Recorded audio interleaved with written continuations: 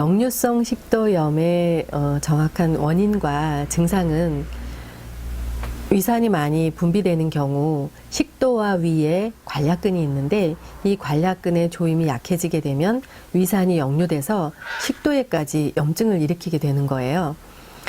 위벽은 위산 분비에 보호되게, 점액 분비가 많아서 보호되게 만들어져 있지만, 식도는 위산 분비에 보호되는 그런 장치가 없기 때문에 식도는 염증을 일으키게 되죠. 그래서 가장 중심되는 그 증상이 가슴 부분이 화상을 입은 것처럼 뻐근하고 아프고 쓰리고 따갑다는 그런 표현을 하게 됩니다. 정말 역류성 식도염 증상이죠. 그런데 코골이 치료로 좋아지는 역류성 식도염 증상은 그렇지 않습니다. 경우에 따라서 목에 뭐가 걸린 것 같고 침을 삼켜도 답답하고 여기가 뻣뻣하고 아프고 식도와 기도 부분이 칼칼하고 답답하고 밥을 먹어도 넘어가지 않고 이런 답답한 증상을 호소하게 되는 경우에 후두신경증 내지는 인두신경증, 또한 후비루의 경우 같은 증상을 이렇게 나타낼 수 있는데요.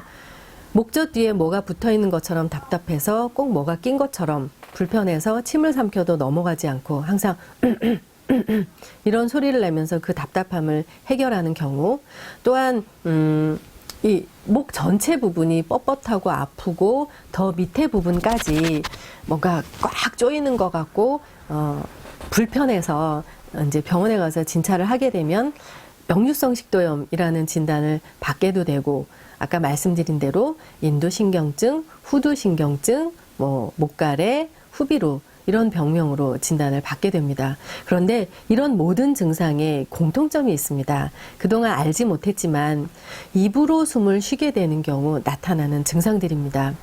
코로 정확하게 숨을 쉬게 되면 습도가 조절되고 온도가 조절된 공기가 기관지로 넘어가게 돼서 이 기도나 이 목구멍, 그러니까 입 부분에, 구강 부분에 불편함이 없을 텐데, 교묘하게 입으로 살짝 이렇게 숨을 쉰다든지, 밤에 잠을 자기 시작할 때는 입을 다물고 잤는데 자다가 일어나 보면은 이 목이 건조하고 칼칼해서 꼭 물을 삼켜야 되고, 그렇지 않는다 하더라도 교묘하게 이 안이 바짝 마르고 쓰고 답답하고, 이게 누적이 되게 되면 점점 늘어나서 범위가 늘어나서 식도 부분과 기도 부분 깊은 곳까지 불편함을 호소하게 되면 역류성 식도염 진단을 받게도 되죠. 그런 경우에 코골이 치료로, 다시 말하면 비강과 부비동을 넓히는 치료로 코로 숨을 24시간 정확하게 숨쉬게 만들어준다면 이런 증상들은 저절로 없어지게 되어 있습니다. 저에게 코골이 치료를 하시는 환자분들 중에 이 치료를 했더니 역류성 식도염 진단을 받고 꽤 오랜 동안 약을 먹었는데 이런 증상들이 그렇게 감쪽같이 없어졌어요 라고 말씀을 하시는 경우가 왕왕 있었습니다. 자세히 들어보면 정말 역류성 식도염 진단이 아닌 구강호흡으로 인해서 나타나는 증상들이었습니다.